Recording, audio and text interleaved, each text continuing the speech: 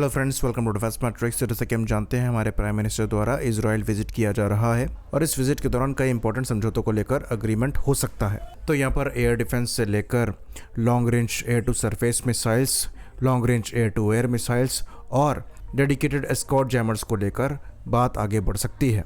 तो इन crucial weapon systems के बारे में हम आज के वीडियो में चर्चा करने वाले हैं। इनका क्या इम्पैक्ट हो सकता है, इनकी क्या कैपेबिलिटी है, इसको हम विस्तार से समझने की कोशिश करेंगे।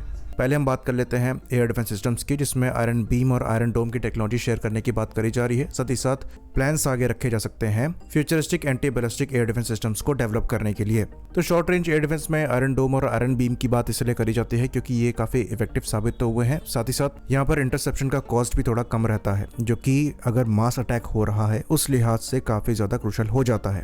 तो आयरन डोम की इफेक्टिवनेस को हम पहले भी देख चुके हैं, लेकिन जब बात आयरन बीम की आती है तो ये 10 किलोमीटर के आसपास की आपको रेंज देता है रॉकेट्स, आर्टिलरी, मोटार बॉम्ब्स को इंटरसेप्ट करने के लिए। और यहाँ पर सबसे खास बात यह है कि जो इंटरसेप्शन का कॉस्ट है वो बहुत कम है, जो कि $3 पर इंटरसेप्शन बताया जाता है। तो जो स्मॉल UAVs हैं, UCAVs हैं, उनके अगेंस्ट में ये इस्तेमाल किए जा सकते हैं। फिर उसके बाद जो स्वॉर्म अटैक हो रहा है उसको आप डिटर करने के लिए भी इनका इस्तेमाल कर सकते हैं। उसके बाद उसके ऊपर की लेयर में आप आयरन डोम का इस्तेमाल करेंगे, जो कि फिर 4 से 70 किलोमीटर की रेंज में फायर किए गए रॉकेट आर्टिलरीज को इंटरसेप्ट कर सकते हैं। एक्चुअल रेंज यहाँ पर नहीं बताई गई है, पर इन दोनों सिस्टम्स को लेकर कहा जा रहा है टेक्नोलॉजी यहाँ पर शेयर करी जा सकती है। आयरन डोम की खास बात यह है कि ये काफ़ी मोबाइल सिस्टम है। मिसाइल का वजन भी ज़्यादा नहीं है, एक बार में मल्टीपल मिसाइल्स कैरी करी जा सकती हैं, जिसकी वजह से एक एरिया डिफेंस के लिए ये काफ़ी कैपेबल सिस्टम बन जाता है। जैसे कि हमने बताया, परफॉर्मेंस प्रूवन है। तो ये थोड़ी डिफरेंट पड़ेगी QRSAM से, आकाश से, क्योंकि यहाँ पर एक लॉन्चर में करीब 20 इंटरसेप्टर्स होते हैं। तो अगर मैसिव स्केल में अटैक हो रहा है उसके लिए ये कारगर साबित होंगे।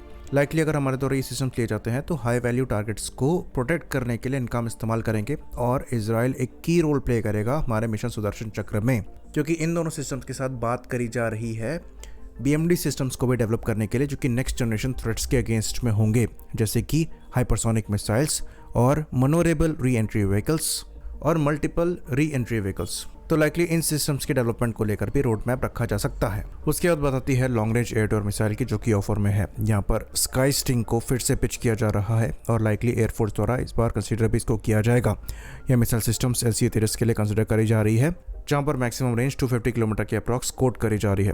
तो ये मिसाइल डेरिवेटिव है डेविड स्लिंग की स्टर्नर मिसाइल की, और ट्रिपल पल्स मोटर का यहाँ पर इस्तेमाल किया जाता है इस मिसाइल को लेकर। इसकी ऑपरेशनल परफॉर्मेंस के बारे में ज़्यादा जानकारी नहीं है और ये भी नहीं पता कि इसका कोई टेस्ट फायर हुआ है या नहीं हुआ है, लेकिन इजराइल के केस में कई ऐसे वेपन्स हैं जो कि एक्चुअल कॉम्बैट में दिखाई देते हैं और वो इनके यूज़ केस को लेकर काफ़ी सिक्रेटिव रहते हैं। तो ये भी अज्यूम कर लेना कि ये भी टेस्ट फायर नहीं हुई है या फिर इनको यूज़ नहीं किया गया है गलत होगा, क्योंकि F-16 को स्टर्नर मिसाइल के साथ 2017 में ही देखा गया था। तो 9 साल बाद भी अगर इनको टेस्ट नहीं किया गया है, ये हम मानकर चल रहे हैं, क्योंकि रिपोर्ट पब्लिक डोमेन में नहीं है, तो ये गलत होगा। क्योंकि जो इनकी गोल्डन होराइजन मिसाइल है उसके लिए भी पब्लिक डोमेन में ज़्यादा जानकारी नहीं थी, लेकिन डायरेक्टली उसे ईरान के अगेंस्ट में सक्सेसफुली इस्तेमाल किया गया।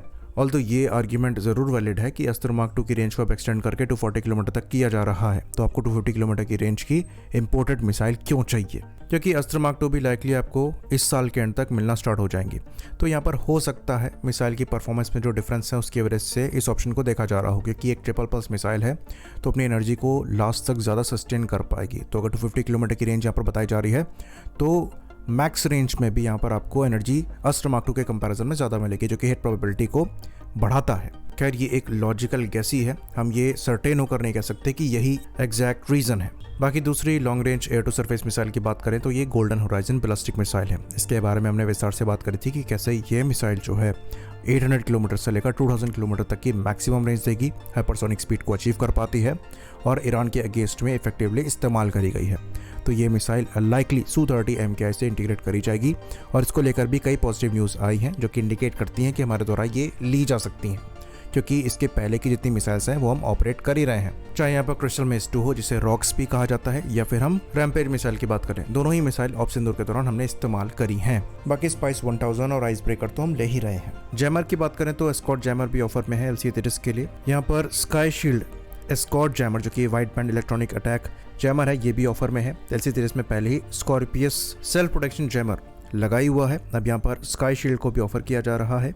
ये एस्कॉर्ट जैमिंग का काम करेगा, यानी कि ये अकेले ही मल्टीपल एसेट्स को जैम करके अपने ग्रुप को प्रोटेक्ट कर पाएगा, जैसे कि एनिमी एयर डिफेंस सिस्टम्स, उनके एवैक्स और उनके फाइटर प्लेटफॉर्म्स। तो ये चीज़ एक्चुअली काफ़ी ज़्यादा क्रूशल है। और अगर हम इस सेशन में आगे बढ़ते हैं तो ये एक सही डायरेक्शन हो सकती है, क्योंकि तेजस में पहले ही इजरायली रेडार, इजरायली जैमर्स लगे हुए हैं, तो इंटीग्रेशन में बहुत ज़्यादा इशू नहीं आएगा और तेजस की ऑफेंसिव कैपेबिलिटी को भी इफेक्टिव बनाएगा।